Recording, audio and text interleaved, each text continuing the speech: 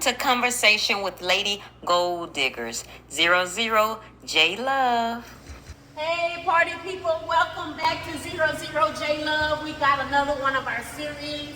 We do ladies talk, grown women conversation, queens conversation, but today in the building we have a king. Hey. All right, we're going to introduce you, and we're so happy that he's here today with us, and we want to welcome him. This is Marquise.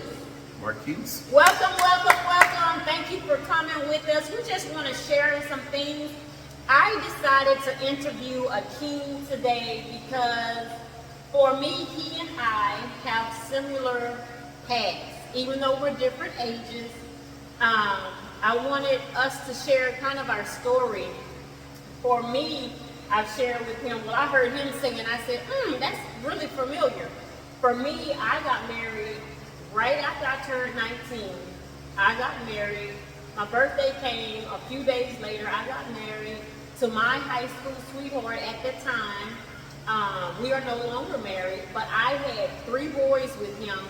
We were married for 16 years. Wow. The last part of our 6 months towards the end of us getting a divorce, that was the end of our 16-year marriage, and we divorced the last 6 months. It wasn't a long turnaround. It wasn't drawn out. We knew what it was, and we went from there. But when I found out your story was pretty much similar, I said, we got a lot of things in common. And he just made mention again that we have a lot of things in common. And a lot of our ideals are similar. So I wanted you to share a little bit about your first marriage and where were you and what made you want to get married. Like, comment, subscribe, and share. 00J like Love. you said, I was 19 when I first got married. I think the reason why one of the reasons why I got married is because I literally wanted to do what I felt like was the right thing. The right thing. So just a little bit of background on myself. At the time, I was in ministry. I was a youth pastor, and as we all know, if you're in the church and ministry, you know it is very frowned upon not to be married. Yeah. Pastor. Yeah. And so that was kind of where I was in my life. But I also, if I'm just being honest, I thought I was in love. I thought I met the person that I was going to spend the rest of my life with. Okay, you said you thought. When you look back at it, you don't feel like you were in love, or you were in love? No, so I think I definitely thought I was in love. But looking at it in hindsight, I realized that probably wasn't just love. Okay. I wasn't so much in love. I think I wanted to. I like the idea of the family, the wife, and all of those things, but I honestly wasn't ready for that lifestyle. Okay. So let me ask you, how long before you had your first child were you married? Not very long. You got to working. Oh, yeah, listen. It was quick. So I got married in 2004, somewhere in June, July, I think 2004, and I would have my first son 2005, late. Okay, didn't take long. Didn't take long. Okay, so let me ask you, what did your parents think about you wanting to get married at 19? You know what? I don't even think I gave them time to think. Oh. It was one day I think I probably just told everybody, I'm getting married.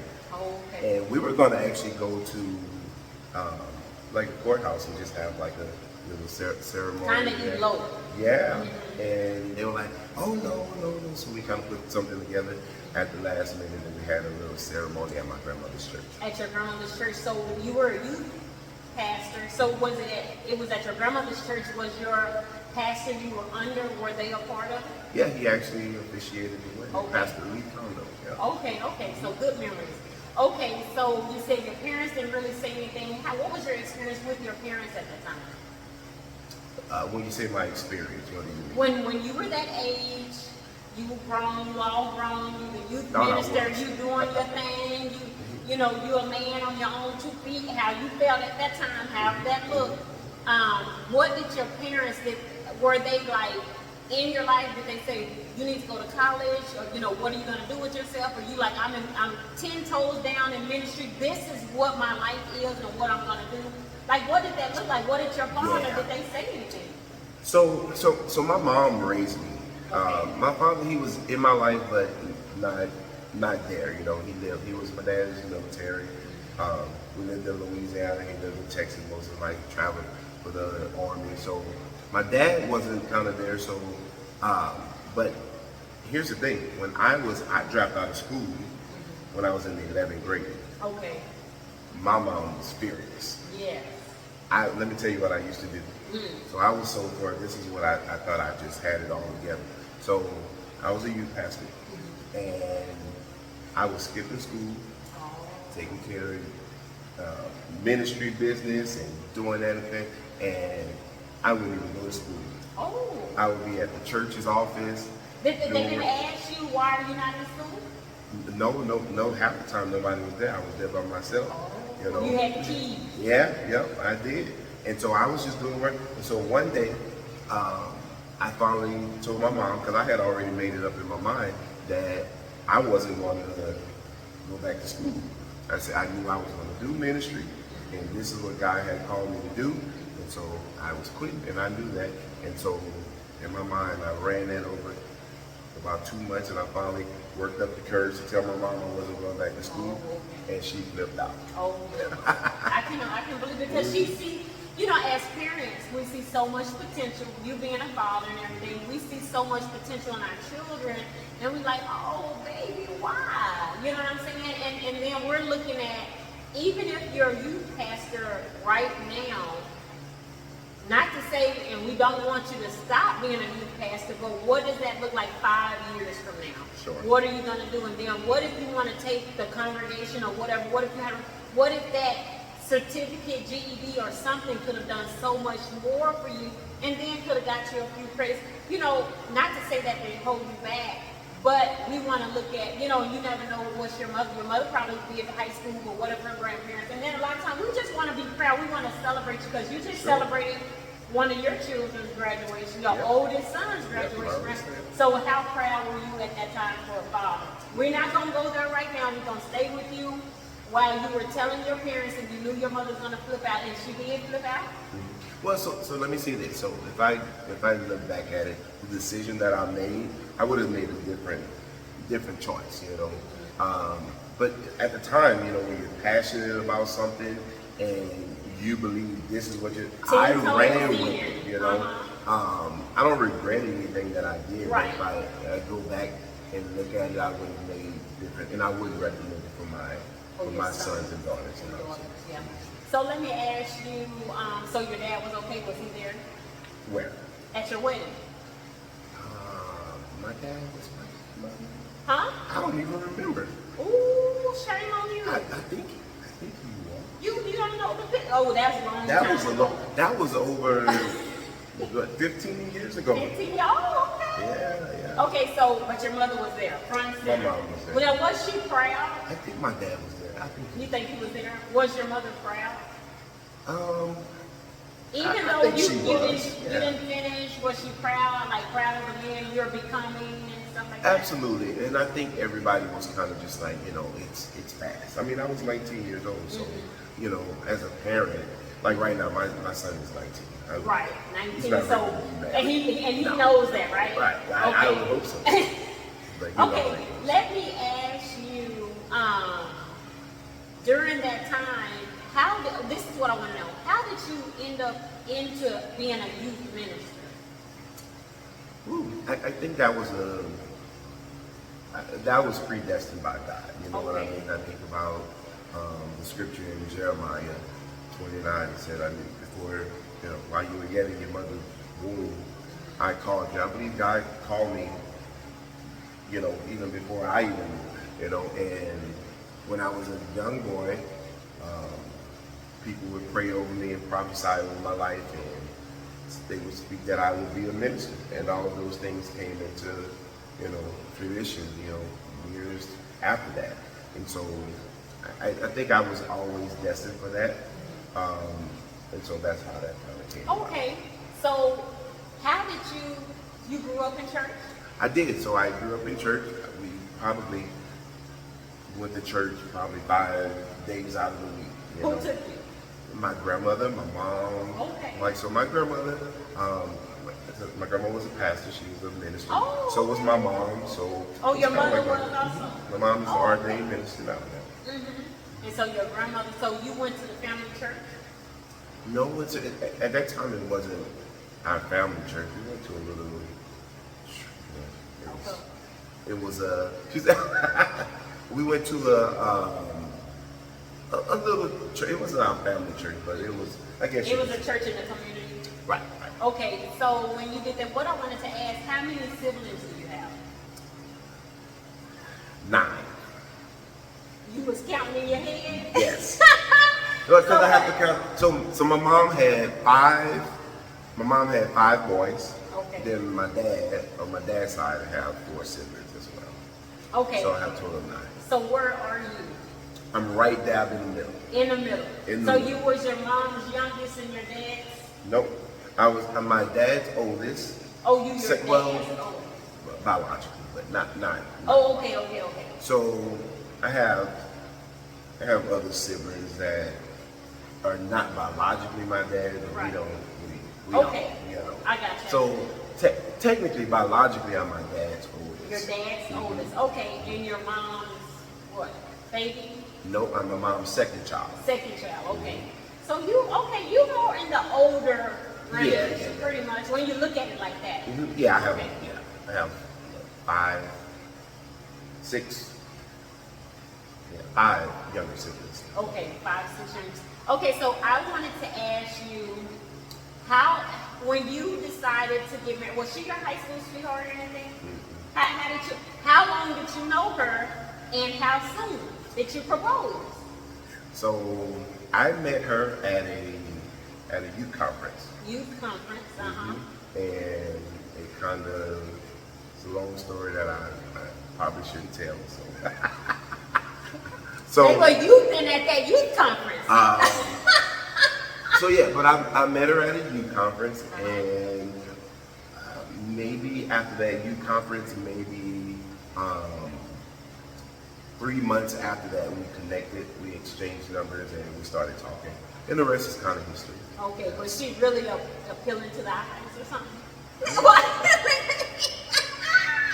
She was boom, boom, bang. Well, you know, I thought so. Hey, and she was at the youth conference, so you knew she believed in God, and she was, or you felt like she was doing some things that she should have been doing, right? Yeah, she was in ministry. What grade was she in? She was already out of. Oh, she graduated. She was in her, she was in college. She was in college at the time. Okay, so she was on the right track. You derailed her, did you? Is that what we call it? Because she was going to college. Did she continue to go to college when y'all got married? No, and so that's the thing, it's kind of like, so she did not end up finishing college right At away. that time, yeah. Right, but she would go back to She finish. went back to finish later. We heard history. Yeah. Okay, so how long were you all married? Wait, first let me ask you this. You said 3 months. How long were y'all together? You didn't answer that question. So together, living under the same roof. No. How long when you started dating her? Oh, only Like, comment, subscribe, share. 00J only Love. like a year. A year, and you said I want her. So a year, and then you said you rushed and put something together within the first quarter after that year, or 3 months. Or Yeah, something? it was quick. Okay, so and she was like, "Oh yes, I want to marry you." Okay, because good men are hard to find. You can get a man. Yeah. Anybody can get a man. You get a non-working man, one of the men off the corners on the street, one of the men that need a sign, that got a sign. You can get a man, but you want a good man. And the cherry on top is a spiritual man. Is a man that believes in God, a man that's gonna pray over you and everything like that. So when you were looking for a wife, what did you think you wanted? Oh, God. At that time, I need you to go back in the day. I need you to go to the first blessings. Back then. If I'm being honest, I just want to have sex. Oh, that's what. You know, Bishop Jakes preached over that. He did a sermon where he said women are thinking all this other thing. We just want somebody we can have sex with every day that's covered. So you said I'm gonna get in as often as I can. Yeah, like I told you at the beginning, I wanted to be able to do the right thing. I knew I wanted to have sex. I waited, so for me, I was one of the rare students in high school that I waited. That has always been my goal. Oh, you waited till you got married? Yeah. Oh, praise God! What? Yeah. You said this is gonna go to this one woman. It was tough. It was tough. They was knocking on the door and stuff. I was knocking on their door, hey, listen, it was tough. It was tough, but you made it. I did. You made it. And then once you tied the knot, you was like, we're not having no rehearsal, we're not having no damn. That's why the kid came so fast. Yeah. You said what? That's why the kid came so fast. Yeah, he came on. That's why you said your middle son looked like you. Okay, but I understand the sex part, but in your mind, what did what was the rest of it? No, my intentions, I joke about that, I really did, but my intention was, I thought that she was a person, you know what I mean? Based upon our conversations, our interests and goals and all of those things, and where she was spiritually at the time, where I was spiritually at the time, I thought she was a person, and I thought that it was what God wanted. This, I like what Bishop Jakes says. He said, because he was young too, but he was 24. He wasn't as young. He was 24 and everything. I believe 22, 25. I think he was 24. And he said that he knew he and his wife Sarita they had the same vision when he said their end goal was to be on the front porch drinking iced tea, cherishing the moment, enjoying each other. And that's a beautiful goal. But how many of us, especially at 19, know that we need to see where we are at an old age with our spouse to make sure we got similar interests and we're going down the same way?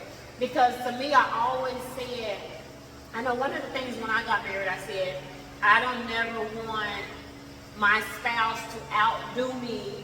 And when I say outdo me, I want us to be parallel. I don't want him doing all of these great things and I'm lagging behind. I always wanted to keep up at a good pace. Now, I can't do everything, but I didn't, you know what I'm saying? I wanted us to grow together. I knew that. I wanted us to grow together. So that's when I say I want to keep up with him, because, if he's that dude, if he's that man, then he's going to be ahead of me. You know what I'm saying?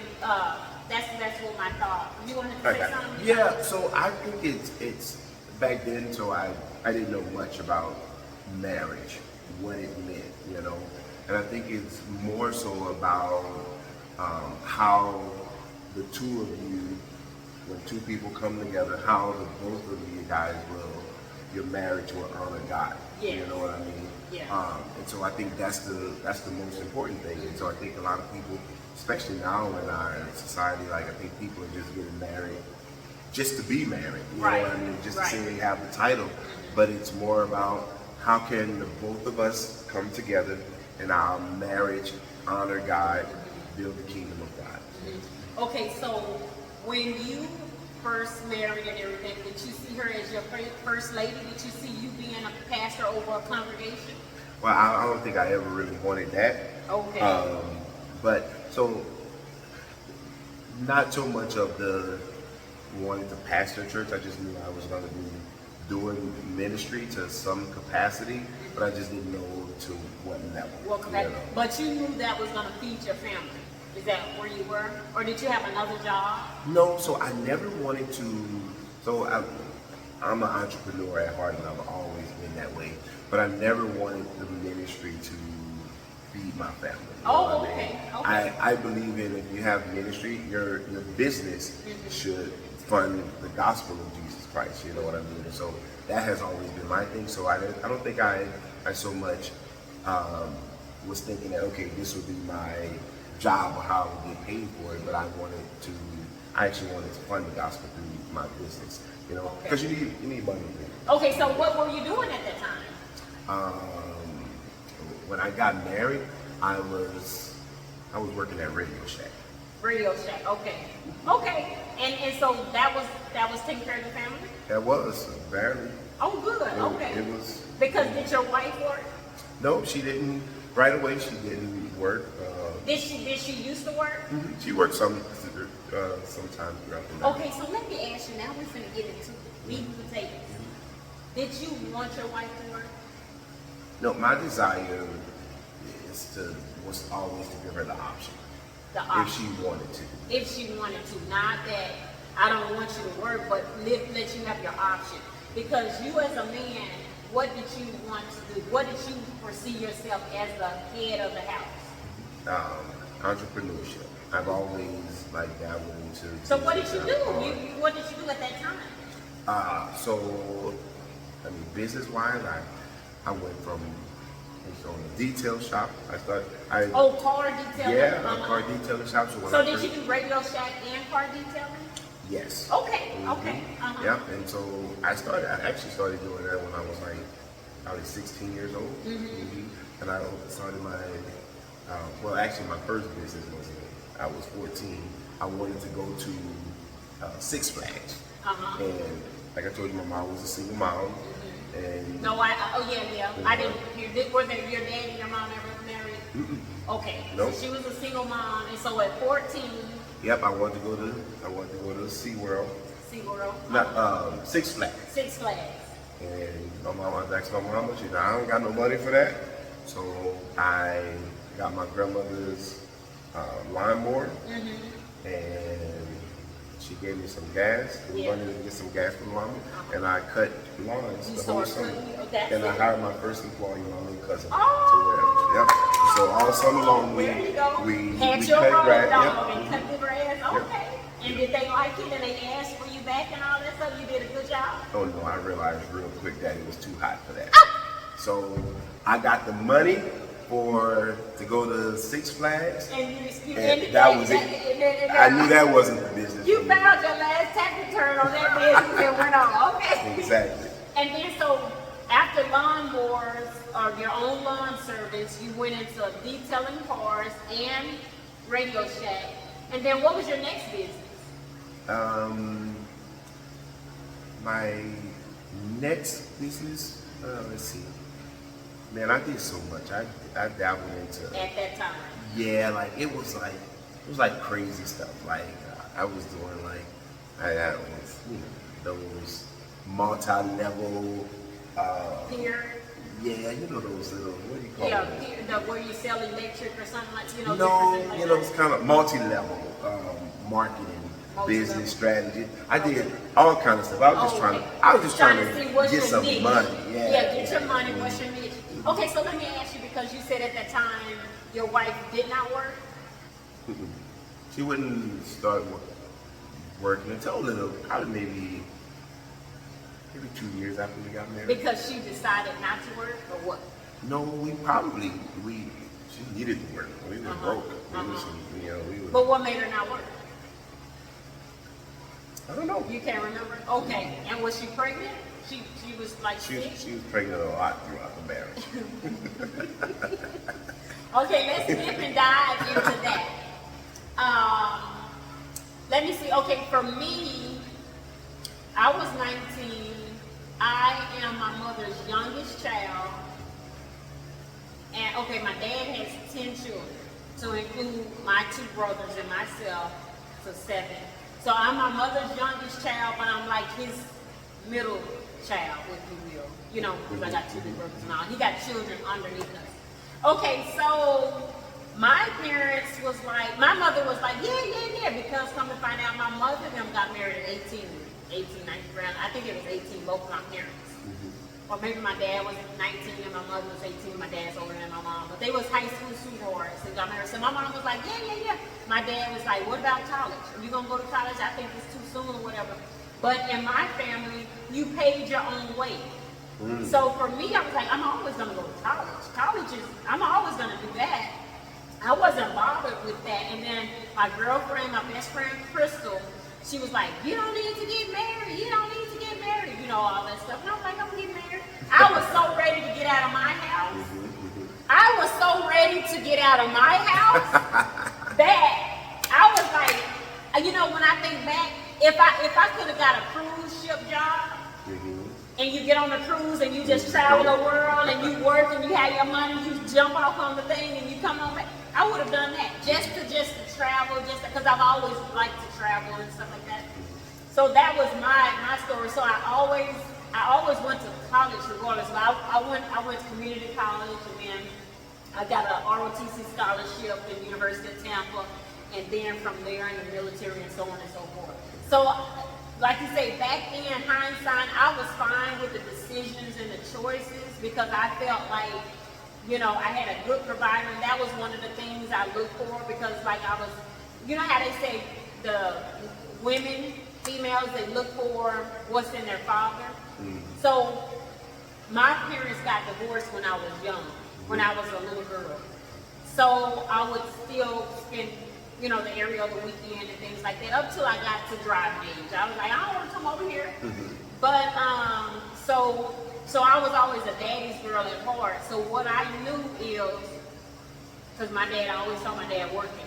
I needed somebody working that's going to provide. So it was a provider, working, and a man. You know what I'm saying? When I say a man, I'm like, he knew how to take care of business and stuff like that. So I felt comfortable with that. So that wasn't a problem for me. So with me going getting married, and he had just joined the military. And then he was in basic training, and I think he finished AIT, and then we got married and then went from there. So that was my background. That was my story. So how long were you married? Total of 11 years. 11 years, okay. And so when you were getting divorced, how old was your youngest son? I think my youngest son was about maybe 6. 6. Do you think he was affected by the divorce? Because how old was your oldest son? 9. 9. Oh, so are they 9? Yeah, she they like stair stepping. They're back to back. So 9 or 10? So my oldest is 17. No, at that time. Yeah, so it would have been 10. 10. 8 and 7. 8 and 7. Okay, so so y'all was getting them together. Y'all said y'all got some siblings to play with. You got some. So, and he was okay. So when you all did divorce, did you think it affected your children? Like, comment, subscribe, share. Absolutely. 00J Love. Absolutely, in so many ways. I think a 2-parent household, in my opinion, is always better. I mean, I think it affected them. I mean, financially, emotionally, spiritually, it affected them in all kind of ways. Yeah, absolutely. Yeah. So, when you were, did you stay in church while you were married? For the most part. Okay. Did you continue to be a youth pastor? Yeah. So I continued to do ministry, and at some point, I would move to Houston, and I kind of just wild out after that. You moved from Louisiana to From Houston, Louisiana. so you moved away from your church covering. Correct. And what's the timeline?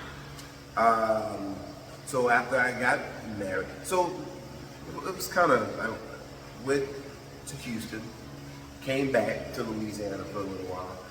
So by the time I think I stopped going to church altogether, it was probably about maybe 4 years into the 4 years into the marriage. So when did you move from Louisiana? Now, was your wife at the time from Louisiana? No, she's from Houston. Oh, So- she's from Houston. so You let me moved tell you how I from got your to- family to her family. Okay. Right, because she came to to Louisiana, and she moved with me. We got married, Okay. and that's where I was established at. That's where I was, Right. a youth minister at. And we got into this huge argument, and she left. She said she was going back to Houston. And I ended up chasing her back to Houston. She was 5 months pregnant with my first son. Oh, it was your first son. Oh, so she went early. Yeah. Oh, okay. Okay. Did she know ahead of time that you wanted her to stay in Louisiana? Absolutely. And she was okay with it? Okay, where was she going to college at? She was going to college in Houston when I met her. Houston. Okay, so she stayed with her family. She stayed close, but she was gonna try to put her big girl panties on, if you will, and move down there where her man was to go under his roof and where he's established to do the right thing and get married and do it from there. But you know, when you're pregnant, when we are pregnant, we got all these chemicals and emotions and feelings that we're under, that sometimes that could be a big part of it. Then she could feel like she's by herself, her family's not there, it's all your people, y'all don't understand. My mom and her mom was down there and everything, right? Go back with my mom. So she was pregnant with your first child, and you pretty much went down there, chased her, if you will, you said. Did y'all stay there for a time? We did. How long y'all stayed there? I mean, for the duration of our marriage. Oh, you stayed on down there, so did you start businesses down there? So what happened? What did that look like in Houston? No, so in Houston, I kind of was just stagnant. I was working at a job, same stuff, just kind of just hustling, just trying to find little gigs here and there, just to keep a roof over our head. You know what I mean? At the time I was 20 years old, living in Houston. Things were very expensive. I was still working at the same job. I transferred my job to Houston. I was still making the same money, but I was in the city that was more expensive. But could you pick up your detailing, or you didn't pick up your detailing? No, I didn't pick up my detailing. Was y'all under her mother's roof? What did that? No, y'all got your own place? Actually, had a friend of mine.